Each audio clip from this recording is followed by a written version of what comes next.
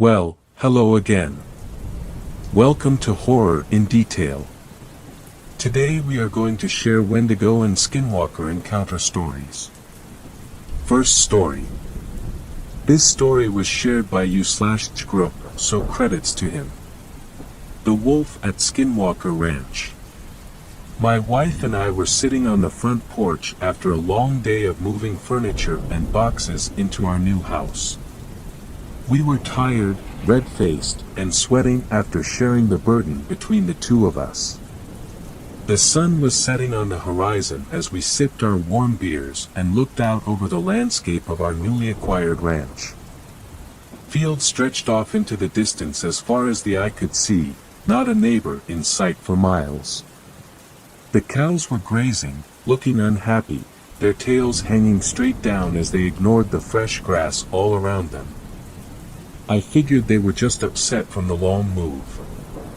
"Why do you think they needed so many locks?" my wife asked, taking a sip of her beer. It was the elephant in the room, so to speak, and I had to admit I was curious about it as well. Every door in the house had a deadbolt on it, inside and out. Not only that, but the windows were shielded by thick iron bars. The old owners had left long before we could ask them about it. The folks who lived here before were probably paranoid about home invasions so far from the city. "We'll take them down and I'll fill the screw holes with wood putty. We'll paint them over and they'll be good as new.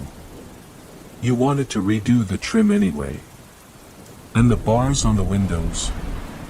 That'll take a bit more work, but I can get it done before the weekend. I'll just have to run over to the hardware store to grab a few things. I can't find some of my tools, maybe they got lost during the move." My wife was no longer paying attention. She was staring at some point far off in the distance. "What's that?" she asked, pointing. I followed her finger and looked to see a large gray wolf moving in the fields. It seemed to be stalking deliberately toward us, marching at a steady, quick pace. It came to a fence and did the strangest thing. Instead of leaping over it, or burrowing under it, as I'd expected, it stood up on two legs like a person, grasped the loose corner of the wire fencing, and pulled it up, ducking between the strands and stepping through, one leg after the other. It was exactly how I would have done it. Once it was on the other side, it went back on four legs and started its progress toward us again. Then it looked up and saw us staring at it. The gray wolf stayed still for a few seconds, then disappeared in the tall grass suddenly. It was just gone. It didn't dive into the grass or duck down, it was there, and then a moment later it was just gone. Vanished in the blink of an eye. The two of us sat uneasily on the porch and I stood up to look in the distance, trying to spot the creature. But it was nowhere to be found. "I'm going inside." "You should come too," my wife said, sounding nervous. We went in and locked the doors at the front and back of the house. The bars stayed on the windows after that, and my wife didn't mention the deadbolts on the doors in the house again either. The two of us went to bed that night with little talk between us, a big difference from the ecstatic chatter that had been the norm all day prior to the event with the wolf. Or whatever that thing was. I got the feeling wolf was not quite the right word. That night something else even more disturbing happened to us both. I woke up in the early hours of the morning, around 3:30 a.m. according to the bedside alarm clock. When I looked next to me in the bed and saw my wife's spot was empty, I became immediately concerned for her safety. Where could she have gone at this time of night, I wondered. That was when I heard her voice calling to me from outside the window, asking insistently for me to let her in. Her cries for help were muffled through the glass and I lifted the heavy old window pane up to hear her better. "What are you doing out there?" I asked, worried about the wolf we'd seen earlier. I was looking around for glowing eyes reflecting the moonlight nearby. Standing on 2 legs or 4, I wasn't sure which to expect. I must have been sleepwalking, she said dreamily. The front door locked behind me somehow. You have to let me back in. Please. It's cold out here. I'll be right down, I said, without thinking about how impossible all of that was. I was only concerned for her safety at that moment. And she had been known to sleepwalk occasionally, so that part seemed to make sense.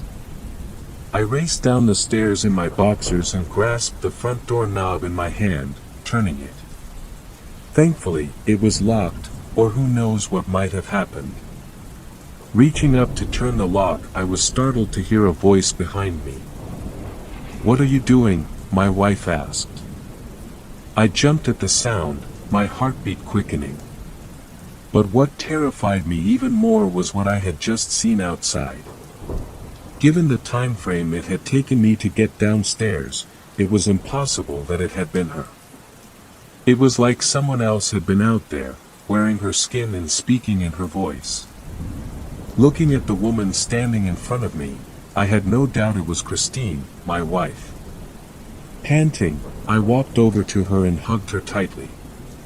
"What's wrong?" she asked.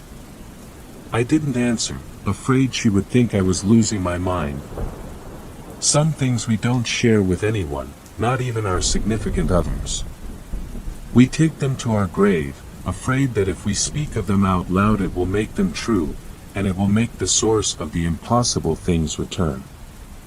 So instead, I just took her hand and led her up the stairs, looking back nervously over my shoulder at the front door, waiting for the sound of a key turning in the lock. Or the sound of it being broken down by powerful forces beyond my control. Instead, there was a gentle knock. Polite almost, at first. But then the fist began to pound against the front door of the house louder and louder, more and more insistently. My wife stopped, turning around to look at me on the stairs. "Who could that be at this time of night?" she asked. "Just ignore it. Let's go to bed. They'll go away, eventually." After a few moments of hesitation she turned around and began going up the stairs once more, taking a couple nervous looks back as she did. We kept walking up the stairs as the pounding continued, devolving into steady scratching noises that didn't cease until daybreak. "What were you doing down in the basement last night?" my wife asked at the breakfast table the next morning. Neither one of us mentioned the sounds at the door the night before. We were both trying to act like it had never happened. In the light of the morning it seemed like a shared hallucination.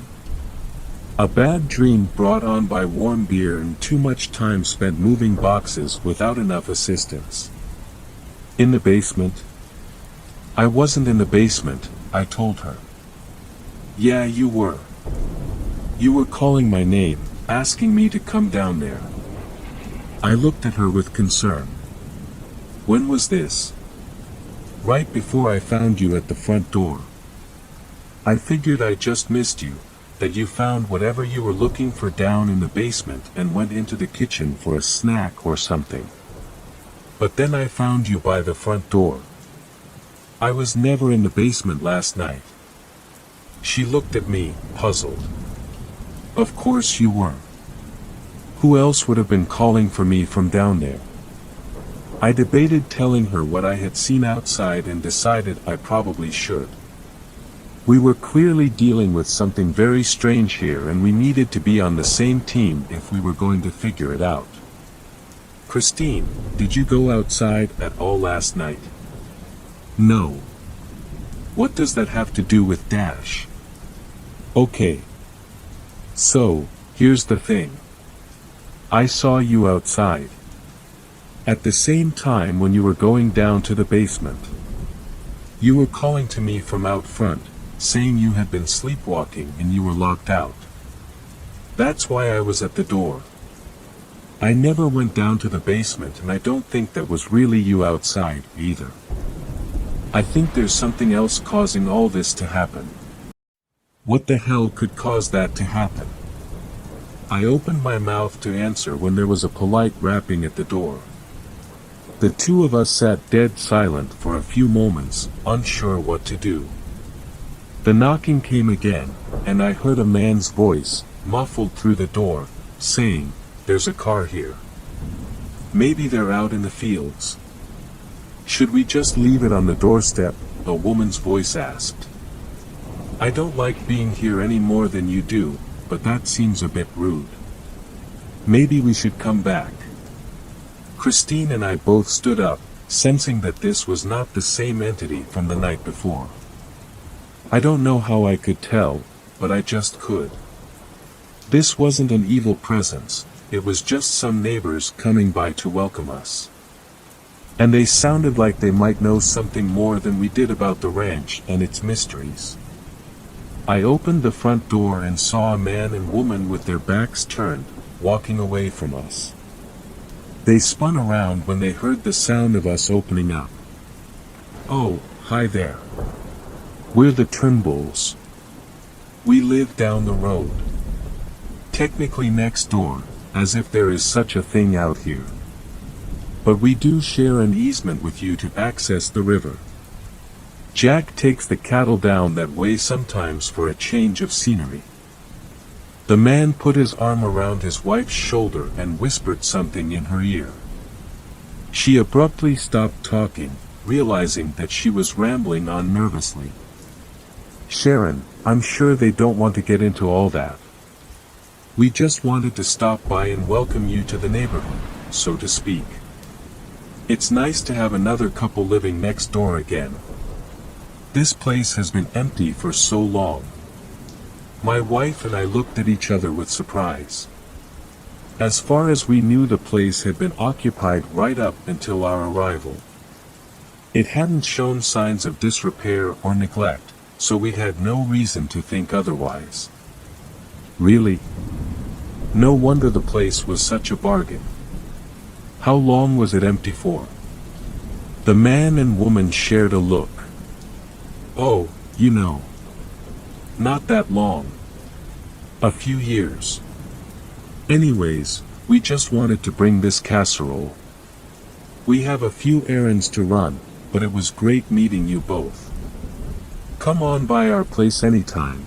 We're number 56981, the next driveway on your side, up that way," the man said, hooking his thumb eastward. I had never seen anyone introduce themselves and run so quickly. I tried not to take it personally.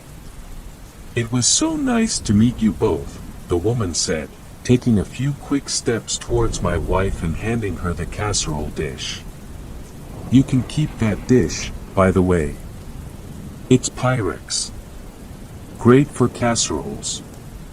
She backed up to join her husband, looking around the property nervously as she did. "Hey, can I ask you something?" The two of them looked ready to run back to their car, but they stopped and nodded, shifting on their feet anxiously and waiting for me to speak. "Have you ever seen anything? How should I put this? There's been a couple weird occurrences since we moved in, and I was just wondering if you could tell us anything. Is this place haunted? Is that why it was so cheap? I can tell you guys are nervous. Just give us something to work with. Please. We're getting a little freaked out." The woman looked pleadingly at her husband. He nodded to her and she went back to the car and got in the passenger seat, where she sat darting her eyes around from side to side. "What exactly did you see?" the man asked. "Wait, no. Don't tell me. It's better if we don't speak of them. They know when you talk about them. It's better if we don't." "Well then, how do we get rid of them?" "You don't. These things have been around a lot longer than you or me. My wife and I get our share of strange events on the ranch next door too, but not as bad as here. This place. Well, there's something here that makes it special. And not in a good way, I'm sorry to say. I'd tell you more, but it would only make things worse. It always does. There was a sound of knuckles rapping against the glass, and I looked to see his wife banging on the car window, looking with wide eyes at us and pointing into the distance, towards the fields. My eyes followed where she was pointing, and I looked to see the large gray wolf was back. And it was moving towards us again. I told you. We're not meant to speak of them. I need to go. The two of you should decide soon if you want to stay. This place will change you. And it will take things from you. You only get so long to decide. If you wait to see what the changes will be, it will already be too late. Trust me. With that he turned away and went back to his car. He started the engine and drove off much quicker than I would have thought, safe on the dirt driveway, swerving and leaving a cloud of dust hanging in the air around us, obstructing my view for a few seconds. When I turned around again, the wolf was much, much closer. It was about 50 yards away and closing in fast. It was looking at me intently. My wife was running back towards the house, yelling at me to come, but I was frozen, watching the wolf as it stood on its hind legs again. Not a wolf. Stop calling it a wolf. It's not a wolf. It's just trying to fool you into thinking that's what it is. But it's so much more dangerous than that. I tried to take a step, but my legs wouldn't budge. My eyes were locked on the wolf as it began to stalk towards me, no longer an animal but something else wearing an animal suit. The ancient leathery skinned humanoid beneath the wolf armor could be glimpsed occasionally as it strode like a hunter in my direction, taking long steps, moving low to the ground. The fur pieces were simply strapped onto it like clothing, the wolf head strapped on like a hat. What are you doing? Get in here, my wife yelled one more time, and my foot suddenly started to move. As soon as it did, I found I was unfrozen and finally able to start running, and not a second too soon. The house was close, but the thing was fast. When it saw me beginning to run, it became a wolf again in an instant. The idea that it was anything but that seemed ludicrous as I watched it race towards me on all fours, its snapping jaws dripping saliva as it dove to cut me off. This thing was a massive gray wolf, through and through. It could be nothing but that. And yet my eyes had begged otherwise just a moment before. If not for my wife, it might have gotten me. But she saw what was happening and took a large rock we had been using as a doorstop and threw it straight at the thing's head. It missed, hitting the beast in the shoulder instead, but it was enough to drive it back for a brief second. Which was all I needed. I ran into the house and slammed the door shut behind me. An instant later the scratching began again. Soon there was another one at the back door, scratching it as well. The sounds continued for hours. When the noises stopped and I finally ventured outside again, I found that 3 of the cattle had been killed. The others were scared out of their wits, hiding huddled together in a corner of the field near to the house. Their eyes darted around the fields, reminding me of how the neighbors had looked, as they scanned our property for the things lurking in the shadows. I was beginning to suspect we were not going to be able to stay in this place much longer. Even if we could survive, this was no way to live. That night, my wife and I sat in the living room with all the blinds and curtains drawn, discussing what we would do. The house wouldn't sell quickly, that much was obvious based on the neighbors' statements. The 2 of us decided we would leave in the morning, regardless. We would stay in a motel until we found an apartment to rent, sacrificing all of our investment in the house. Even if we put it up for sale again, it would be a long, long time before we made any portion of our money back. but it was too dangerous and too terrifying to stay.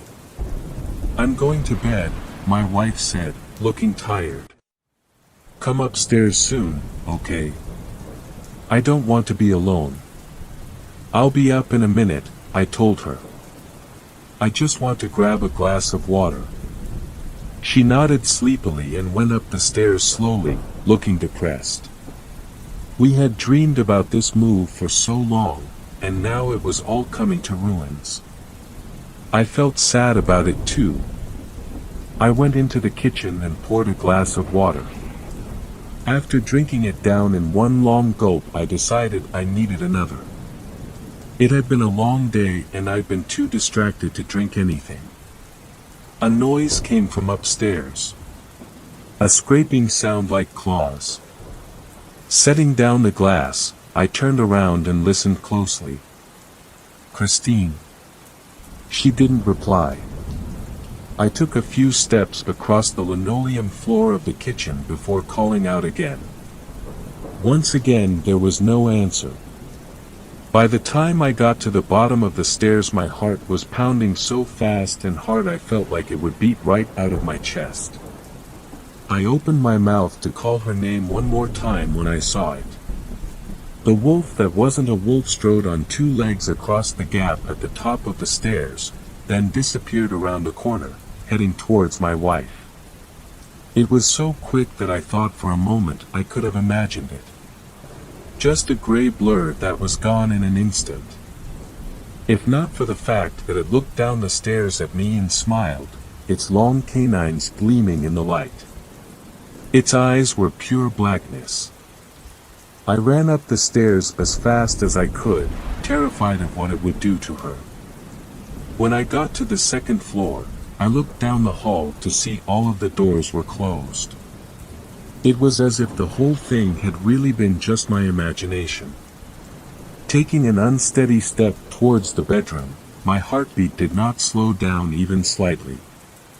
My hand was shaking as I reached for the doorknob, turning it and entering the master bedroom. I entered hesitantly, finding the room dark and my wife asleep in bed. Part of me wanted to wake her up, but for some reason I didn't.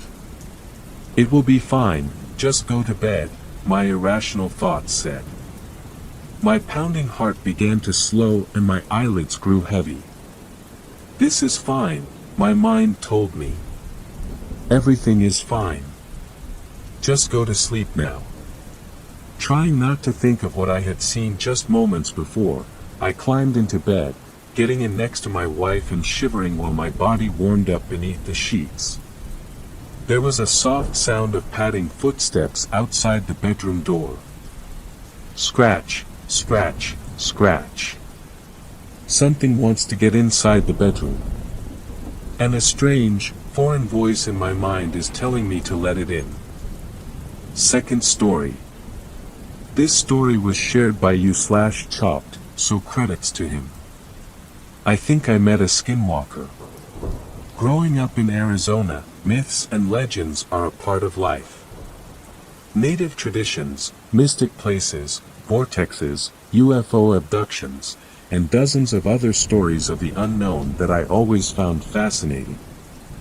I grew up spending a lot of time wandering around the desert and the mountains, hunting, camping, etc., so I felt very at home in the wilderness.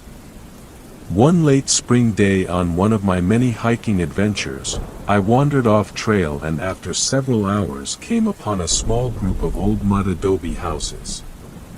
A few people heard me coming and came out of the houses to investigate, and after apparently making the collective decision that I was not a threat, one of the elders dressed in old-style traditional native clothing and a headdress came over to greet me. The man spoke slowly and told me that I had wandered onto a Navajo reservation and asked me if I was lost, or if I needed help.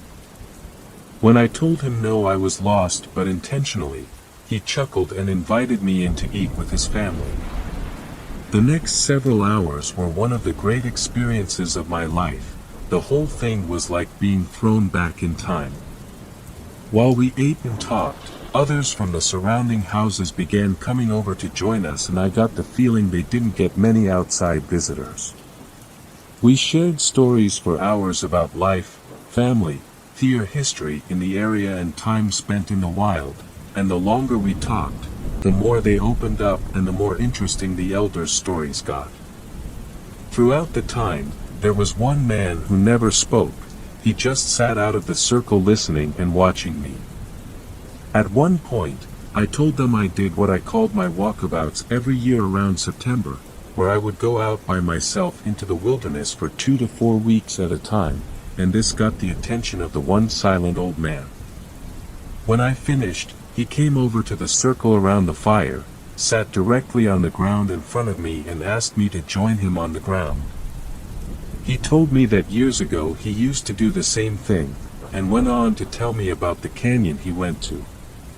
He described it as a dangerous but magic place, and that I would see the world differently if I came back. If must be for dramatic effect. When he finished, he invited me over to his home. The house was small, and through an open door in the back room, I could see it was filled with various animal pelts, coyotes and wolves mostly. He walked over and closed that door, then picked up and handed me an old map and some written directions that seemed like he had been holding on to them for a long time, and just walked away into that back room and closed the door behind him. It was late, and one of the families had invited me to stay the night, which I gladly did. The next morning as I prepared to leave, one of the old women came over to me with something in her hands, handed me a talisman and simply said, "Dip your bullets in the white ash at the hottest part of the fire," then just walked away. September came, and as I packed for my walkabout, I saw the talisman in a drawer and something felt right about taking it with me. After a beautiful drive, I was very happy to find the Forest Service road marked on the old map. The entrance to the area was remote and overgrown, and tough to get to even in my Jeep, and took me much longer to get to than expected, so I decided to make camp and start the hike in the morning. After a few hours on a trail that looked like it had been forgotten, I came to a stream, and the entrance to the secret valley. It was a narrow crack in the tall cliffs with about 4 feet of water running gently through, but too narrow for a kayak or canoe. I hoisted my gear over my head and began to wade sideways through the chest-deep water. The crack in the cliffs seemed to go on forever, but after almost 2 hours I came to the place where it opened up into a small lake in an incredible valley surrounded by tall rock faces. This may have been the most remote place I have ever been, in the sense that there was no sign that people had ever been there. No trash, no bullet casings, not even the evidence of campfires. My first night there was the quietest night I have ever spent in the wild, no birds, no frogs, not even crickets, but I didn't feel like I was alone there. In the morning, after breakfast, I headed out on my first exploratory hike to explore my new home for the next couple weeks. After being stalked by a mountain lion on a hike about 10 years ago, I make a point of now bringing a pistol with me when I'm out wilderness hiking. After some looking around, I found a narrow path that appeared to be a game trail that led up the side of one of the cliffs and towards what looked like caves from the canyon floor. I made my way up to them and came upon an entrance that was much larger than it appeared from below. I made some noise to alert any possible animals I was there, and made my way inside. The cave was an expansive single chamber that went back a couple 100 feet. As I walked, I inspected as much as I could see with my light, but there was no tracks of any kind in the dirt besides mine, so I decided I was alone in there and pushed on towards the rear of the cave. As I came around the last bend in the cave and approached the end, my headlamp panned across a large pile of bones, some animal, some human, and a very old-looking, small candle sitting on a natural stone shelf. This is the first thing that has scared me in as long as I can remember, but focusing my wits I remembered that there was no other tracks in the cave and figured it was all from a long time ago. I was still a little uneasy as I exited the cave, and was ready to get back to camp. As I came out into the light, about 75 feet away, there was the largest wolf I have ever seen that looked like it was coming down from standing on its hind legs. It dropped down to all fours on a rock, just began staring at me, not growling or baring its teeth, just staring. I pulled my .45 and fired 2 shots up to the side of it to scare it away, but it didn't even flinch. Not only have I never seen a wolf in this part of northern Arizona, but I have never seen a wild animal that did not at least flinch at the sound of a gunshot. We both stood there staring at each other for a moment. I turned and set my backpack down to grab my binoculars and get a little closer look, but when I turned back, the wolf was gone. I made my way cautiously down the path back towards camp. I have encountered wolves before, and usually it's not the one wolf you can see that should worry you, it's the ones you can't see, so I was extra cautious for the return trip. Back at camp, I made sure my gun was fully loaded, and got my recurve bow strung just in case the wolves came back. I have seen plenty of predatory animals on my adventures. It's a part of being in the wilderness, so I wasn't too worried, just prepared myself the best I could and went over to the lake to go fishing.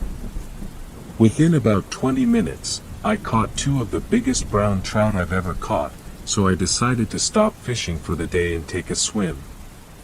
Back at camp, I made a fire, cleaned my trout and made dinner while the sun went down. As soon as the sun went down, all of the life in the canyon seemed to go silent again. As I put out my fire and prepared for bed, I noticed there was a small flicker of light coming from the area where the cave I had explored earlier up the cliffside, which didn't make sense.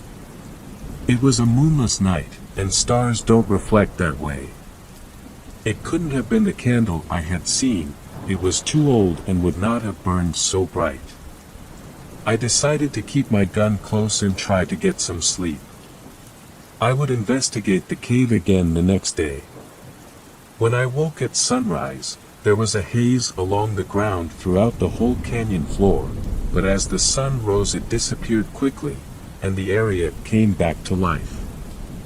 I made my breakfast, gathered my gun and bow, and headed back up towards the cave.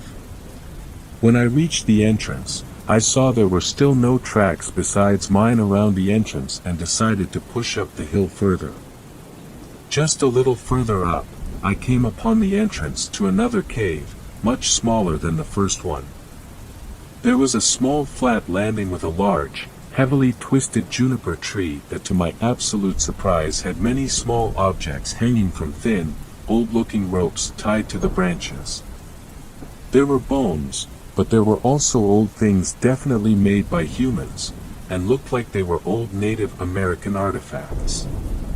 Thinking I might have found the spot where the old man I met on the reservation had stayed when he was there decades ago, I went into the cave. This cave was much different from the first one.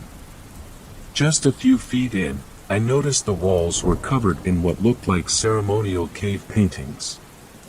As I pushed further back, the cave got dramatically colder, much colder than it should have been, and the walls were completely covered with the paintings the entire way. When I reached the back of the cave, I was not prepared for what I saw. There was what looked like an old altar made of wood and bones. As I looked around, I saw that a little before the back of the cave, there was another shaft in the ceiling that went up, and on a ledge about 25 feet up sat the small figure of what appeared to be a woman. She was small and pale with her face painted white, and wearing something like a crown made of woven branches with 2 small antlers at the front. I stopped and stared for a few minutes, and the figure did not move, so I assumed that it was mummified remains from a long time ago. Not wanting to disturb a burial site, I turned to walk back out of the cave, but I began to walk. I heard what sounded like a faint voice in an unknown, ancient language. I instinctively looked back up towards the figure, but it was gone. I was immediately terrified, and ran from the cave as fast as I could get out, but my headlamp flickered and died. I made my way out, feeling along the wall to find my way, and the whole way I felt like there was something right behind me. When I saw the first light from the cave entrance, I began to sprint towards it. Just before I made it out, I looked back and there was nothing, so I slowed down, but I could still hear the faint voice and the volume never changed. When I got outside, all the bones and artifacts hanging from the tree were gone. I ran down the path as fast as I could, headed back to my campsite by the lake. Just as I reached the floor of the canyon, I noticed the large wolf at the tree lean to my left, but this time it stayed standing upright on its hind legs. I stopped running, hoping to not initiate its predatory response to chase me, and again, it just stood there staring at me. I reached my campsite safely and immediately began packing up. It was too late in the day to make it out before dark, and I did not want to make the hike out at night with all that was going on. I moved my tent so it would back up to the canyon wall by the crack in the cliffside, so I didn't have to worry about anything sneaking up behind me. I built my fire much larger and knew I wasn't going to get any sleep that night. Just as the sun was going down, I began to hear noises coming from the trees, and I felt like I was being hunted.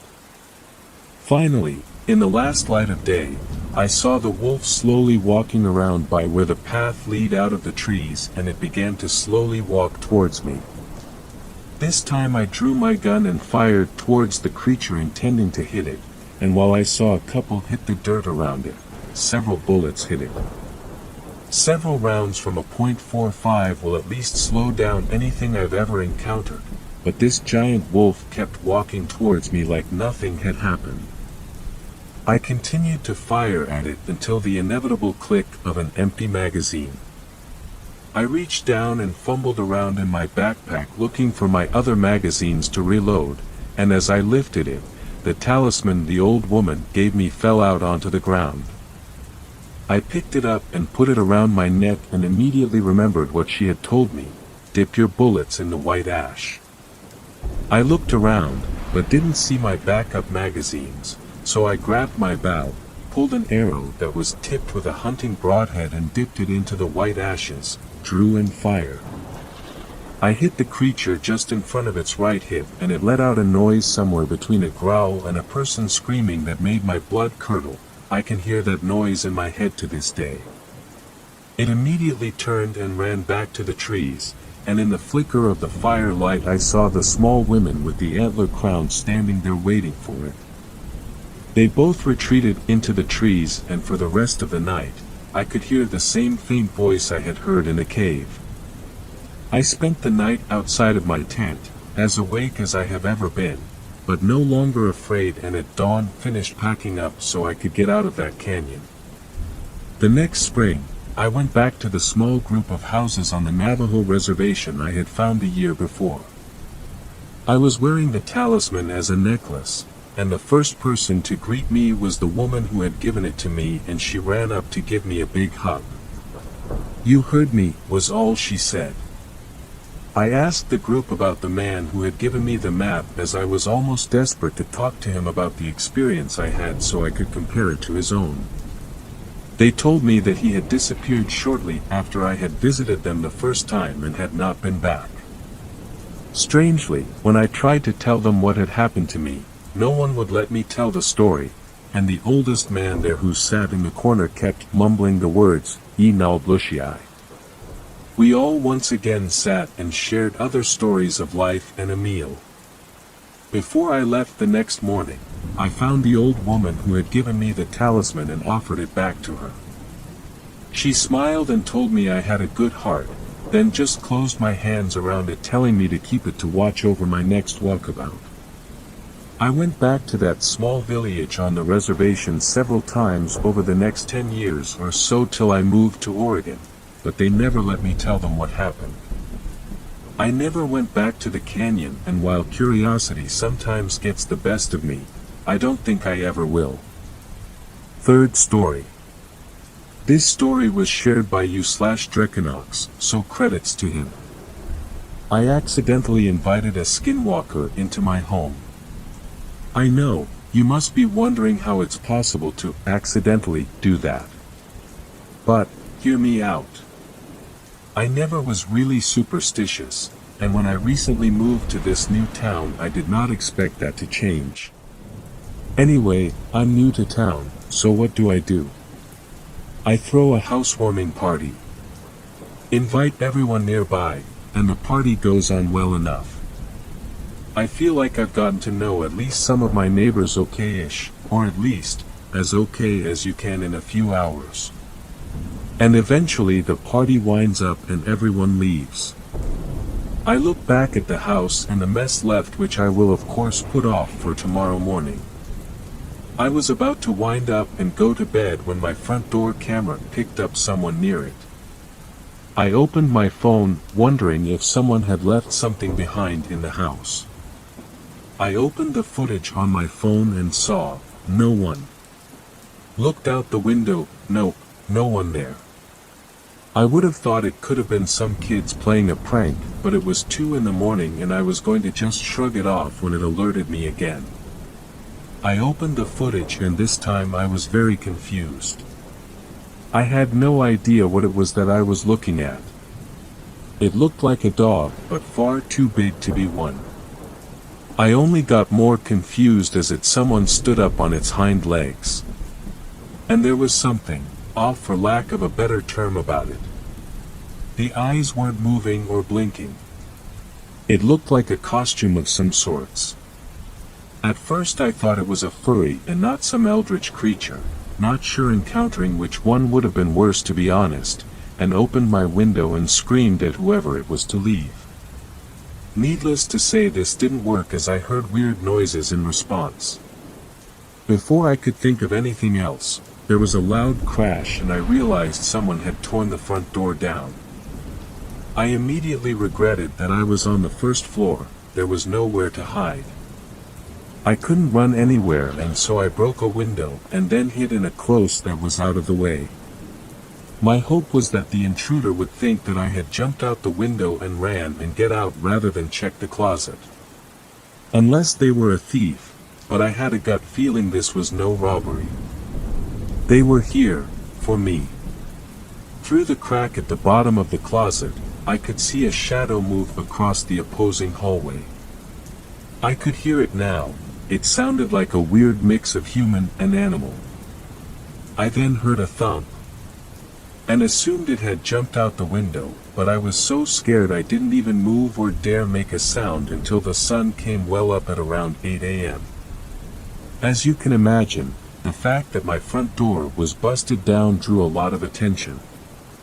I called the cops, and though they might have been a bit skeptical at first, the signs of damage to my property were impossible to ignore, not to mention the footage from my camera. Later that day, Dan, someone I had just met, came over.